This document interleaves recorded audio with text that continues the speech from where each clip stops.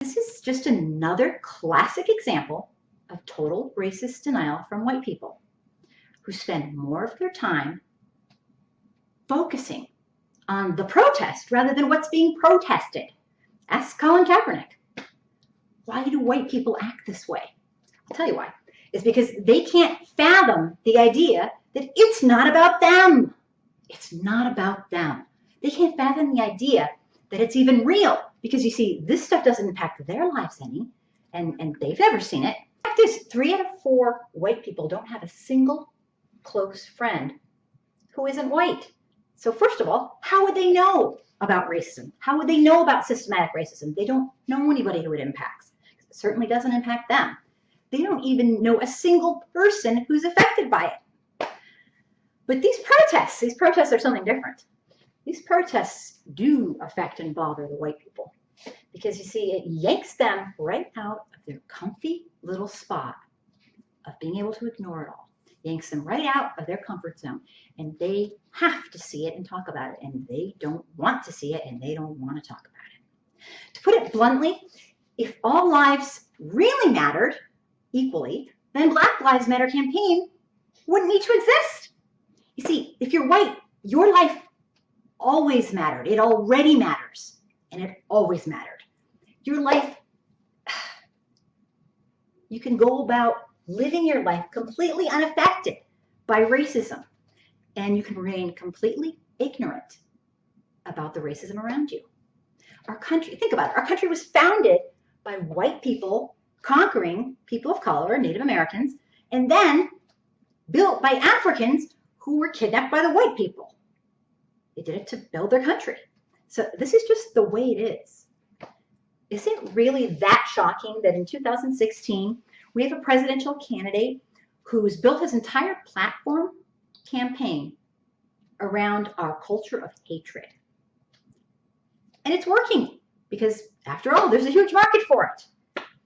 Did you really think that when slavery was made illegal and it ended, that all of a sudden white people were going to go, oh, cool, we can act like they're all humans now, even though before they were like not humans, but now they are humans? Did you really think that because a law told them to treat people like humans that they would do it?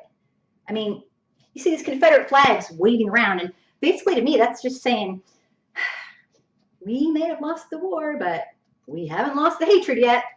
See, most white people are under this false impression that what they learned in school after emancipation, about history and about after emancipation, was actually all there was to it. And the truth is, did you really think your whitewashed history texts were going to tell you everything? If you don't know what redlining is, if you think the Devil's Punch Bowl is some sort of drink you have at your next Halloween party, then you have no idea. A mass grave from the 1860s. Historians estimate that in 1 year, up to 20,000 freed slaves died in contraband camps below these bluffs. When the slaves were released from the plantations during the occupation, they overran Natchez, and the population went from about 10,000 to 120,000 overnight. So they decided to build an encampment for them at Devil's Punch Bowl, which they walled off and wouldn't let them out. He says Union troops ordered recaptured black men to perform hard labor. Straight down right here. While women and children were all but left to die in the 3 Punch Bowl prisons. Disease broke out among them, smallpox being the main one, and thousands died. They were begging to get out, turn me loose and I'll go home back to the plantation, anywhere but there. But they wouldn't let them out. The Union Army did not allow them to remove the bodies from the camp. They just gave them shovels and said, bury them where they drop. It's a bed of alligators and snakes. It would take Indiana Jones to get back in there at this point. Then you come on up washing away bluffs, and at the Devil's Punch Bowl that has so many people that no one knows how they got killed or when, and they're still down there wasted. And even to this day, they talk about wild peach trees that come up down there, but no one in Natchez will eat them because they know what the fertilizer was. If you don't know what black codes were, Jim Crow laws, if you didn't know that 1 out of every 4 emancipated slaves died terrible deaths soon after emancipation from starvation in America, from starvation and disease. If you didn't know that thousands and thousands of innocent people were lynched in front of huge cheering crowds of people just because of the crime of being black, if you didn't know that, then you don't know. These were vigilante groups. They would capture and hang black people and watch and cheer with their children right there.